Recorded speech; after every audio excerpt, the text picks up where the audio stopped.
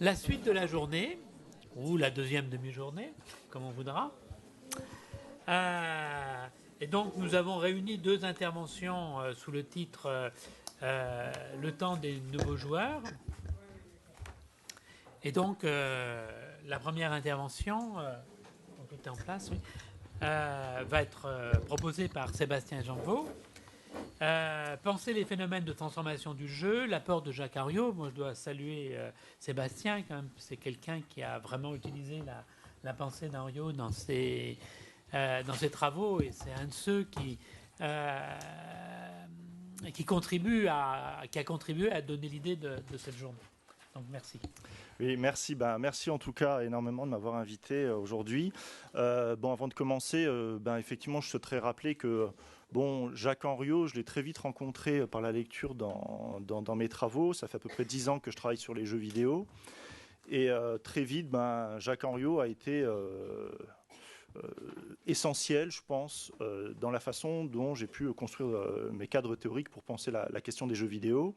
Et je me rends compte que, là, je suis en train de faire un mémoire d'habilitation à diriger les recherches. Et en tant que doctorant, Jacques Henriot, j'ai découvert plein de choses qui m'ont aidé dans mon parcours doctoral, dans ma thèse, etc. Et maintenant que je fais une habilitation à diriger les recherches, j'ai relu à nouveau Jacques Henriot. Et ce que je vais proposer aujourd'hui, c'est à la fois un petit récapitulatif de ce qui m'a apporté pendant les 10 années passées. Mais là, en le relisant, je me suis rendu compte qu'il y avait chez lui de quoi nourrir des réflexions pour les 10 années à venir encore. Donc, c'est un peu dans cette perspective-là que je voudrais intervenir. En essayant de dessiner ce qui pourrait être une sorte d'ancrage théorique à la ludologie. Voilà, en gros. Alors, pour commencer, on pourrait dire ou on pourrait penser que l'une des principales originalités des théories élaborées par Jacques Henriot est de considérer l'attitude ludique comme première dans l'apparition des phénomènes ludiques. Ça a été relevé à plusieurs reprises. Comme cela a été dit également, ce n'est pas le cas de nombreuses approches anglophones relevant des game studies qui reposent avant tout sur une conception un peu structuraliste. Et le temps semble à ce titre conforter le positionnement heuristique de Jacques Henriot, puisqu'on peut aujourd'hui remarquer que plusieurs chercheurs à l'avant-plan du champ anglophone, comme par exemple Thiel Taylor ou Miguel Sicart, revendiquent une prise en compte de l'activité du joueur, du play, dans l'élaboration de leur cadre théorique, alors même que Jacques Henriot n'y est pas présent, faute de traduction. Et donc, si l'on peut considérer que sur ce plan, Jacques Henriot est précurseur, il me semble cependant que la principale force de sa pensée au regard des problématiques actuelles du champ se situe à présent à un autre niveau, mais qui découle cependant de son positionnement heuristique initial. La fortune de la notion de gamification, dont on va parler après, dans les pratiques professionnelles, la multiplication des serious games, l'avènement du news gaming, etc. En somme, la contagion du jeu à de nombreuses sphères d'activité qui lui étaient autrefois un peu étrangères, donne une actualité nouvelle à la réflexion suivante du philosophe. Le monde où je vis est un monde où il est de plus en plus question de jeu. Non seulement parce qu'il me semble que l'on y joue chaque jour davantage, mais surtout parce que l'idée même de jeu s'applique constamment à de nouvelles situations, à des formes de conduite et de pensée auxquelles il eût paru récemment encore inconvenant de l'appliquer. Et donc, en mettant l'emphase sur le jeu comme une idée susceptible de se transformer à travers les époques et les lieux, Jacques Henriot pose, selon moi, les fondements d'une pensée du jeu permettant de comprendre et d'analyser ce phénomène comme un processus mouvant et changeant. Ceci est un nouveau défi posé aux théorisations du jeu qui s'était construite autour du modèle canonique du jeu, tel qu'il a été notamment élaboré par Johan Huizinga puis par Roger Caillois. Le jeu s'y définissait à partir d'une suite de critères intrinsèques. Il était libre, gratuit, séparé du quotidien, etc. Et la multiplication et la mutation des phénomènes ludiques montrent que ces définitions sont elles aussi des constructions culturelles, reflétant avant tout une certaine idée de ce qu'est cette chose nommée jeu, pour reprendre l'expression de Jacques Henriot. Jacques Henriot cherche à ce titre à s'écarter de ce genre de définition qu'il qualifie de descriptive dans son ouvrage Sous couleur de jouet. Et il y aurait un invariant anthropologique du jeu chez les hommes, l'attitude ludique, mais ceci se ferait cependant des idées distinctes de ce même phénomène, la conception du jeu et les objets qui renvoient à cette activité étant toujours susceptibles d'évoluer. comme il le dit, pour qu'une structure ludique qui n'ose pas encore dire son nom puisse faire l'objet d'une approche et d'une appréhension conceptuelle qui conduisent à lui attribuer ce nom, il suffit que l'on adopte envers elle l'attitude que l'on adopte envers ce que l'on appelle habituellement un jeu. Et là est vraiment le point important selon moi. Ce qui s'atténue au point de disparaître parfois quand on passe d'un objet à l'autre, c'est l'ensemble des connotations traditionnellement attachées au terme de jeu. Et donc, de façon à comprendre les phénomènes de contagion et de mutation du jeu, il est nécessaire de ne pas tenir pour inhérentes les caractéristiques et la dimension ludique d'un objet, mais au contraire de les questionner pour décrire comment certains objets qui n'étaient pas encore considérés comme des jeux en viennent progressivement à être qualifiés de la sorte, et comment, ce faisant, les conceptions que l'on se faisait de ce qu'est un jeu sont amenées à changer. Donc je propose de nommer ces processus de contagion et de transformation du jeu des processus de ludicisation. Le positionnement adopté par Henriot est encore aujourd'hui novateur dans le paysage des études sur le jeu, peu de théories essayant de le penser comme un processus en perpétuelle transformation. Et plusieurs pistes esquissées par Henriot sur cette approche des jeux comme idée mouvante restent encore aujourd'hui largement inexploitées, alors même que leur exploration permet de construire un cadre théorique permettant de rendre compte des processus de transformation du jeu, des idées qui s'y réfèrent, mais aussi d'en faire l'historique, ce qui est un terrain de recherche encore en friche par rapport notamment aux jeux vidéo. Donc la vocation de ma présente communication est de construire, en partant des réflexions de Jacques Henriot, un cadre analytique des processus de ludicisation qui donnera les outils théoriques nécessaires pour en retracer les évolutions actuelles et passées. Et donc, comme on va le voir, les jeux sont avant tout des agencements socioculturels, et le rôle du ludologue est de comprendre et de décrire la formation et l'évolution de ces agencements à l'aide d'un ensemble d'outils théoriques forgés à cet égard. Alors, puisque selon Henriot, l'attitude ludique est première dans l'apparition des phénomènes ludiques, dans ce qu'il fait qu'il y a jeu, je vais revenir dans un premier temps sur certains aspects de la définition de cette attitude pour établir le cadre théorique. Alors, je vais passer très rapidement là-dessus parce qu'il y a beaucoup de choses déjà qui ont été dites ce matin, mais je vais retenir vraiment ce qui est essentiel par rapport à mon approche. L'un des termes employés par Henriot pour qualifier l'attitude ludique est de la désigner comme un process métaphorique de l'imaginaire en acte. Le joueur fait comme si, ça a déjà été dit ce matin, ce qu'il faisait était autre. Mais le joueur ne va pas non plus totalement s'abstraire de la réalité ordinaire. En ceci, jouer n'est pas rêver, nous dit Henriot. Et donc la notion d'aire intermédiaire d'expérience de Winnicott semble appropriée pour qualifier cette réalité où se déroule le jeu, qui se situe entre la réalité psychique interne, la fiction, et le monde extérieur, son contexte pragmatique. Donc si la pensée du joueur s'absente dans une ère intermédiaire, l'action de celui-ci sur le monde est tout aussi effective que celle issue d'une autre activité. Elle va donc également s'inscrire dans un certain contexte pragmatique qui lui donne forme. Le jeu n'est pas sans relation, ça a été dit aussi ce matin, avec les dispositifs techniques qui lui donnent forme, son époque, son milieu. Et en affirmant que jouer c'est faire, Henriot affirme aussi qu'adopter une attitude ludique revient à adopter un ensemble de règles qui structurent le comportement, que ces règles aient ou non été préalablement formalisées. Jouer à faire l'avion, ce n'est pas jouer à faire le train. Donc dans tous les cas, selon Henriot, les règles sont équivalentes à des fins et leur ensemble de ces règles va constituer la thématique du jeu. Enfin, il est aussi important de préciser que le joueur ne se fixe pas uniquement des buts, il agence pour y parvenir un certain nombre de moyens. La particularité des moyens mis en œuvre par le joueur est qu'ils ne peuvent pas lui garantir une efficacité assurée. Pour Henriot, jouer, c'est faire l'exercice du possible. Sinon, on ne joue pas. Il est important de préciser que l'incertitude n'est pas simplement le fait de la situation dans laquelle il se trouve, mais est avant tout relative à l'individu, l'imprévisibilité dépendant des connaissances du joueur, de sa position dans le jeu. Comme le dit Henriot, l'incertitude est le fait de quelqu'un. Et donc, pour résumer ce que je viens de dire par rapport à l'attitude ludique, on peut résumer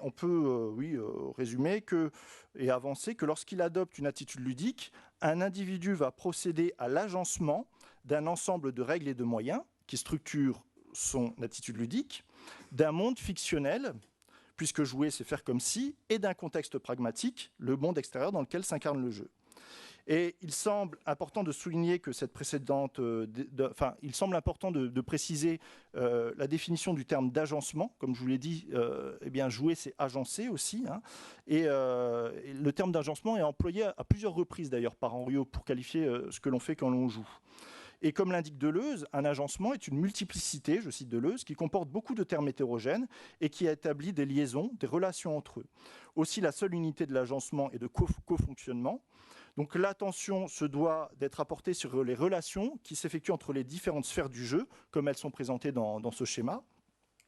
Et donc, analyser les agencements produits par l'acte ludique, c'est à la fois comprendre comment les règles prennent forme dans un contexte pragmatique donné, qui vont avoir une incidence sur sa formulation, comment ce contexte fournit aussi un certain support à la fiction et l'attitude ludique oscillant entre engagement et distanciation par rapport à la fiction et au contexte pragmatique. Et c'est aussi analyser comment la fiction est régie par un certain nombre de règles qu'elle permet conjointement d'appréhender. Par exemple, l'utilisation du médiéval fantastique dans les jeux vidéo est très commode puisque cela permet aux joueurs d'appréhender très facilement qui sera l'ennemi, qui sera le soutien éventuel, etc., en jouant sur un ensemble de références intertextuelles et intermédiales. Alors, selon Jacques Henriot, même si le jeu n'apparaît véritablement qu'au moment où quelqu'un en adopte l'intention, il est indéniable que tout le monde sait qu'il y a des objets conçus, fabriqués, vendus pour servir d'outils de jeu. Je le cite. Et donc, selon moi, concevoir un jeu comporte une dimension fondamentalement communicationnelle. Il implique de comprendre les modalités de transmission d'une signification partagée de jeu pour inciter l'individu à adopter une attitude ludique.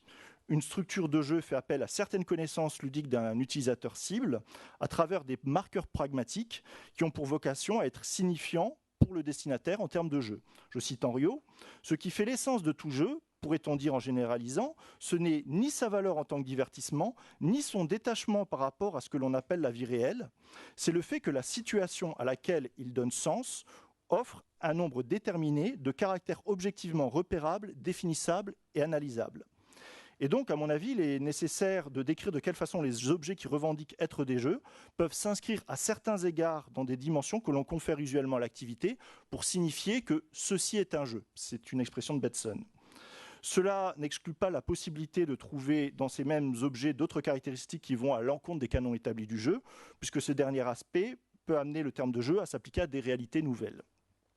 Et puisqu'il est envisageable, comme l'a montré Yann Bogost, de tisser des liens entre rhétorique et jeux vidéo, on peut considérer que ces attributs qui ont pour vocation à faire œuvre de médiation ludique constituent ce que je nomme l'éthos ludique de l'œuvre.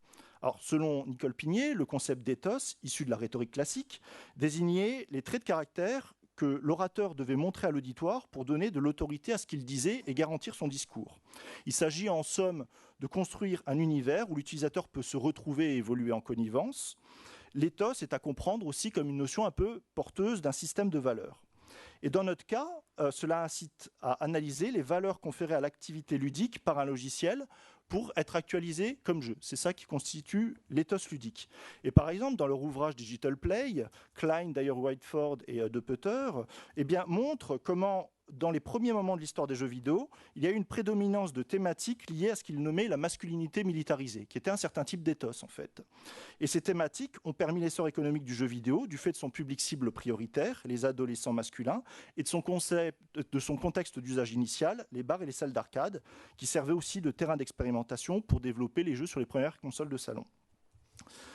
Alors, en plus de ce concept d'éthos ludique, il est important de souligner à nouveau que pour comprendre la façon dont une situation peut être sujette au jeu, il faut aussi préciser que le jeu ne peut prendre place en toute situation, même si cette situation présente un éthos ludique. Par exemple, comme le dit Henriot, une inondation ne pourrait s'y prêter car, je le cite, « de tels événements ne laissent pratiquement aucune place à l'initiative de ceux qui s'y trouvent pris. Ils n'ont pas le choix. Très exactement, ils n'y peuvent rien. » Donc en somme, certaines situations présentent des caractéristiques qui ne permettent pas aux personnes qui y sont impliquées d'adopter une attitude ludique à leur égard. Le fait de ne pouvoir mener une action qui ait une répercussion signifiante sur des événements à venir étant un de ces aspects. Le joueur ne pourra pas, dans ce cas-là, faire l'exercice des possibles. Comme le dit Henriot, et c'est là où on voit que c'est pas, je pense, une relativité, comment tu disais, radicale, ouais, ou complètement absolue, parce que par rapport à Henriot, ce qu'il dit dans cette phrase, il faut que le jeu soit joué, mais pour qu'il soit joué, il faut d'abord qu'il soit jouable. Ça, c'est assez intéressant parce que, du coup, ça incite à penser à la fois l'éthos ludique, donc ce qui va convaincre le destinataire qu'il y a jeu, mais aussi la possibilité de cette situation de se prêter effectivement à l'attitude ludique. Alors, si certaines situations ne permettent pas à l'individu d'adopter une attitude ludique, d'autres, en revanche, présentent des traits qui rendent son adoption plus aisée. Elles présenteront une plus grande jouabilité. Comme le dit Henriot, je me propose de théoriser sous le nom de jouabilité ce qui, sur le plan purement structural, fait d'une situation un jeu potentiel. Et donc, bon, j'ai par exemple avancé dans un article qu'on pouvait analyser la jouabilité d'une situation par rapport au degré de contingence qu'elle permet. Alors, ce qui est important en même temps, c'est qu'il faut à nouveau souligner que la jouabilité d'une situation, son adaptation à l'attitude ludique, dépendra aussi de l'individu qui l'actualise. Ça serait trop simple sinon. Une même situation peut très bien présenter un caractère de jouabilité pour un individu, tout en étant injouable pour un autre. Et ça incite à nouveau à s'écarter de l'essentialisme, des traits de caractère de jouabilité d'une situation, quoi. Par exemple, le Monopoly est jouable à condition de savoir compter. Et il y a un âge recommandé pour pouvoir jouer au Monopoly qui est 8 ans. Et vous pouvez aussi avoir des situations qui sont jouables sans être des jeux. Par exemple, tout le monde a dû jouer au logo au moins une fois de Papert, qui n'est pas considéré comme un jeu, qui ne se présente pas comme un jeu, mais qui est jouable. Bon, ben voilà. Donc il peut y avoir des situations qui sont jouables, mais qui ne sont pas nécessairement présentées comme des jeux, et à l'inverse, des situations qui sont présentées comme des jeux, mais qui peuvent être très bien injouables. Et ça, tous les joueurs de jeux vidéo le savent, sont toujours au moins une fois tombés sur un jeu qui était complètement injouable, même s'il se revendiquait être un jeu. Alors ce qui est intéressant dans ce Monopoly, là, c'est qu'en même temps, c'est un Monopoly Nintendo. Donc on voit bien comment le Monopoly, ici, joue à la fois sur un certain ethos ludique qui fait référence à l'univers de Nintendo, etc., pour inciter son destinataire à adopter une attitude ludique. Et donc, comme j'ai dit, il ne faut pas confondre ethos ludique et jouabilité. Et alors, ce faisant, en comportant une certaine jouabilité, un certain ethos, un outil de jeu va aussi s'adresser à certains types de joueurs qui sont susceptibles de disposer des compétences et des connaissances ludiques nécessaires. Donc, en somme, une structure de jeu dessine un joueur modèle qui n'est pas nécessairement le joueur empirique, mais qui a en tout cas une stratégie interprétative que met en forme la structure de jeu pour constituer l'ensemble de ses interprétations légitimables. Le joueur modèle témoigne du contexte pragmatique pour lequel la structure de jeu a été initialement conçue, ce qui n'empêche aucunement les réappropriations.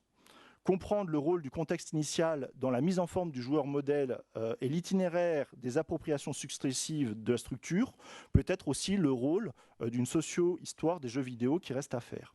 Alors je vous donne un exemple. SimCity est par exemple aujourd'hui utilisé dans les salles de classe alors que ce n'était pas sa vocation première et qu'il présente certaines caractéristiques qui peuvent offrir de la résistance à ces nouveaux contextes, par exemple le temps d'une partie.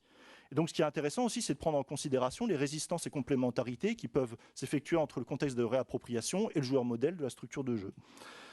Donc le schéma que j'ai proposé peut être mis à jour de cette façon-là. Alors j'ai oublié de le dire, mais petite parenthèse, c'est vraiment un résumé que je fais là par rapport à un article qui est disponible à partir d'aujourd'hui sur mon site web, donc ludologique.com. Donc si vous voulez revenir sur les schémas, etc., il suffit d'aller sur mon site web et vous pouvez télécharger l'article. Je l'ai mis en ligne ce matin. Voilà. Donc là, on voit comment les différents termes que j'ai déclinés, joueur modèle, jouabilité, ethos ludique, s'articulent par rapport au contexte pragmatique, à la fiction et à la structure du jeu.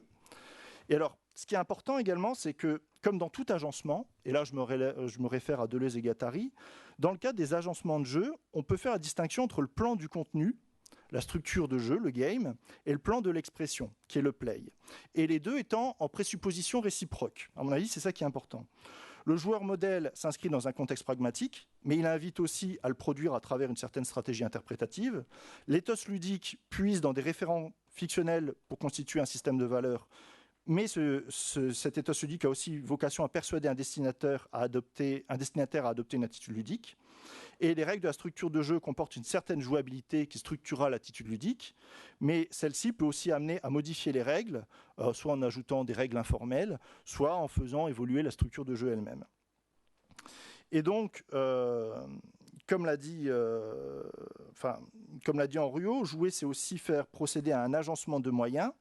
Et il est important de préciser que tout agencement s'inscrit dans un territoire qui fait la singularité de chaque agencement. Là, je recite Deleuze. Tout agencement est d'abord territorial. La première règle concrète des agencements, c'est de découvrir la territorialité qu'ils enveloppent. Le territoire fait l'agencement. Donc le territoire du jeu, c'est bien sûr l'aire intermédiaire d'expérience qui fait le lien entre les trois sphères décrites dans ce schéma.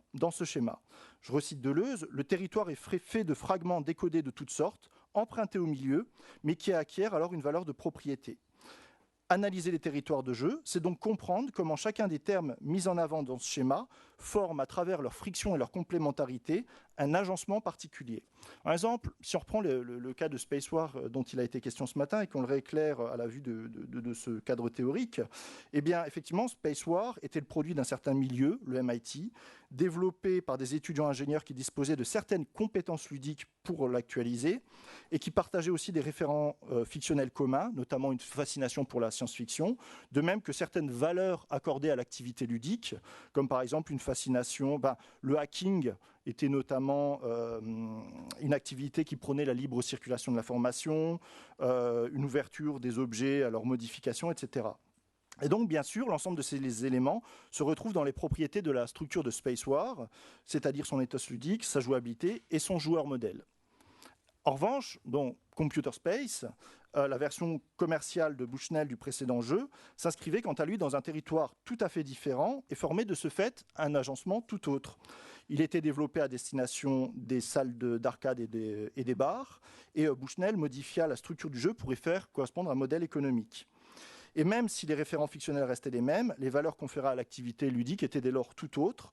Bien, comme le montre notamment Klein, la marchandisation du jeu entraîne des logiques de restriction d'usage, de normalisation, etc. Là, je vous renvoie à Digital Play par rapport à l'analyse qu'il fait de Computer Space et de Space War.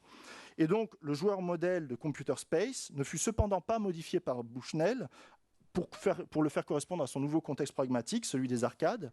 Et les compétences ludiques requises pour jouer à Computer Space étaient toujours celles des étudiants ingénieurs du MIT et autres, ce qui entraîna son échec puisque les clients des bars et des salles d'arcade n'avaient pas encore tout à fait la même encyclopédie de compétences ludiques à cette époque.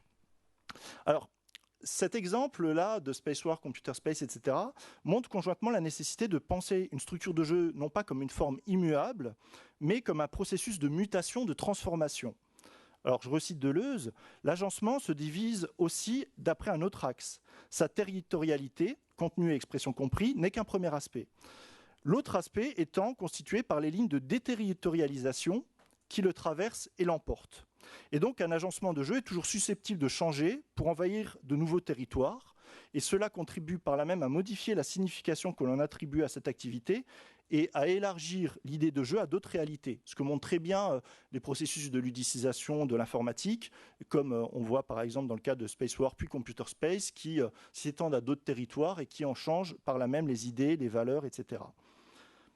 Alors, comme l'indique Henriot, les jeux sont des phénomènes sujets aux variations, et ces variations dépendent du temps et de l'espace. Pour Deleuze et Guattari, les vecteurs de mutation, de variation, sont une des composantes de tout agencement, qui l'oriente vers un devenir. Et ces variations tracent alors un diagramme qui est pour Deleuze une notion complémentaire et indissociable du terme d'agencement. Le diagramme, chez Deleuze, c'est une potentialité de fait, la cause abstraite des agencements concrets qui en sont les effets. Décrire les diagrammes de ludicisation, c'est rendre compte des mécanismes qui président à la mise en forme d'agencements de jeux singuliers. Et donc, dans cette perspective, chaque agencement effectue un diagramme à différents degrés. Par exemple, je vous cite à nouveau rapidement Deleuze, c'est comme des coefficients d'effectuation. Et plus le degré est haut, plus l'agencement diffuse dans les autres, adéquat à tout le champ social. Par exemple, si on prend l'histoire du jeu d'aventure, qui a en grande partie concouru à participer à la ludicisation de l'ordinateur individuel, à son acceptation en tant que possible outil de jeu, eh bien, on voit bien comment il offre un terrain particulièrement riche pour rendre compte de différentes actualisations d'un diagramme particulier de ludicisation et la façon dont un agencement particulier a diffusé dans d'autres. Si vous voulez vraiment le détail de l'analyse de l'histoire du jeu d'aventure par les processus de ludicisation, je vous renvoie à l'article, je le détaille pas mal dans cet article. Donc, une structure de jeu propose très souvent, excusez-moi, oui, donc c'est ça. Donc la notion de genre dans les jeux vidéo et son rôle dans les pratiques montrent bien à ce titre de quelle façon un agencement de jeu est traversé par un diagramme abstrait qui le préside et qui construit à travers lui un réel avenir, des points de potentialité. Donc tout agencement de jeu est présidé par un diagramme de l'utilisation, on pourrait dire. Par exemple, on voit bien dans le cas des jeux vidéo qu'une structure de jeu propose souvent de perfectionner le fonctionnement de mécanismes, de façon de jouer déjà éprouvées, tout en apportant certaines variations au système d'origine. Par exemple, dans le cas d'un jeu comme Half-Life, eh bien, on reprenait des principaux mécanismes de jeu s'apparentant à Doom, hein, tout en les complexifiant. Et il arrive aussi qu'une structure de jeu propose par son système une majorité de modalités d'action véritablement inédites. Et on voit bien aussi comment ces modalités d'action acquièrent par la suite le statut de canon et servent de briques de base à la structure d'autres jeux pour leur permettre d'être eux aussi reconnus comme potentiellement ludiques. Donc on voit bien comment des deux côtés, il y a une sorte de diagramme abstrait qui traverse les agencements concrets et singuliers de jeux et qui dessine en eux des devenirs, mais qui en même temps les préside. Et on constate que dans les deux cas, les deux exemples que je viens de citer, ce qui opère au centre des mécanismes de ludicisation, c'est une modalité d'action, une façon de jouer, qui va ensuite s'incarner et s'actualiser dans un agencement de jeu. Et pour une même façon de jouer, il peut y avoir différentes fonctions, différentes valeurs. Par exemple, on peut avoir pour une même façon de jouer une multiplicité d'agencements, de fonctions, divertir, éduquer, informer, de règles, de fictions qui vont l'habiller, de valeurs conférées, etc. Donc une même façon de jouer peut revêtir différents aspects. Et certains agencements vont, dans un contexte donné, paraître plus typiques que d'autres à ce que l'on pense être un jeu. Bon, là, par exemple, Doom, à un moment, est paru typique de ce que l'on appelle le jeu. Et donc, il peut y avoir des époques de stabilisation et de variation de ce que l'on pense être le jeu, et une époque formant ce que j'appelle une strate ludique. Une strate étant, chez Deleuze, une formation historique constituée de manières de dire et de façons de voir. Comme l'indique Deleuze, une époque ne préexiste pas aux énoncés qu'il exprime. Il y a de la sorte des manières de dire le jeu et des façons de le voir qui peuvent varier et se combiner différemment à travers le temps, et à charge de l'historien de périodiser ces strates, ces façons de dire le jeu et ces façons de le voir, et de tracer au sein de chaque strate la carte des rapports de force. Par exemple, pour les hackers des instituts de technologie américains des années 70, il y avait des façons de dire et de voir le jeu. Il était notamment vu comme un modèle de libre diffusion de l'information. Il disait aussi la fascination de ses concepteurs pour l'expérimentation technologique, puisque jouer et programmer étaient intimement liés. Notamment, je vous renvoie là, par rapport toujours aux jeux d'aventure, à un texte de Nick Montfort sur les jeux d'aventure textuels, où il fait l'analyse de ces jeux d'aventure selon cette modalité-là. Et par exemple, aujourd'hui, bien pour certains artistes et théoriciens, le jeu vidéo est vu comme une nouvelle forme d'expression. Donc il est vu comme une nouvelle forme d'expression et il peut dire des revendications politiques, sociales, individuelles. Que l'on pense par exemple au jeu September 12 de Gonzalo Frasca, ou là plus récemment Contrecarré, il me semble, à Montréal. Il y a un jeu qui a été fait sur les revendications des étudiants. Donc on voit bien aujourd'hui comment le jeu est vu comme une potentielle forme d'expression et il peut dire des revendications politiques. Et donc, on peut aussi faire varier les façons de voir et les façons de dire. Par exemple, un même jeu peut être vu comme un simple divertissement hier, mais aujourd'hui comme un outil d'apprentissage, tout en disant une chose similaire. Par exemple, SimCity, grosso modo, il dit toujours à peu près la même chose. Il fonctionne sur un modèle américano-centré de l'urbanisme, etc. Mais hier, il était vu comme un divertissement. Aujourd'hui, il est vu comme un potentiel outil pédagogique. Et donc, pour quasiment conclure, le schéma que je vous ai présenté peut être finalisé de la sorte. C'est-à-dire, on voit bien que chacun des cercles de l'agencement fonctionne au sein d'une strate ludique, qui sont aussi des façons de faire co-fonctionner le plan de l'expression et le plan du contenu. Et ces strates ludiques, ces agencements sont traversés par des lignes de déterritorialisation qui sont en fait des diagrammes de ludicisation. Donc, pour conclure, alors je vous cite Jacques Henriot, dire que le jeu se répand, et c'est marrant parce que vraiment c'est complémentaire à ce que disait Bernard ce matin, je pense, tout ce que je viens de dire là. Dire que le jeu se répand chaque jour davantage, que l'on joue de plus en plus à des jeux de plus en plus nombreux, cela demeure une constatation relativement banale qui n'atteint pas le fond du problème. Le plus important n'est pas là, mais dans le fait même que l'idée de jeu en vienne à s'appliquer à des réalités, à des situations, à des conduites à propos desquelles son emploi récemment encore paru déplacé, voire absurde ou scandaleux. Non seulement on parle de plus en plus volontiers de jeu, mais surtout on en parle autrement. Comme je l'ai dit, il y a des façons de dire le jeu. Et là, ça rejoint tout à fait ce que nous dit Henriot. Nous vivons à cet égard une véritable mutation à laquelle nous participons plus ou moins consciemment. Elle ne tient pas uniquement au fait que la pratique ludique se multiplie, se diversifie à l'extrême, mais aussi à ce que l'on en vient à qualifier de jeu ou de façon de jouer, des manières d'être et de faire donc justement des façons de jouer, entre guillemets, hein, que l'on considérait jusque-là essentiellement sérieuses et même dramatiques. Donc, il semble à ce titre important de considérer, selon moi, dans une analyse de façon conjointe, à la fois la façon dont l'objet game, mais aussi les pratiques play, agissent dans les processus de ludicisation de façon conjointe, de sorte à comprendre comment ces deux pôles, le game et le play, composent un agencement et comment, ce faisant, le confonctionnement de ces éléments participe à construire et à faire évoluer les phénomènes ludiques dans leur ensemble.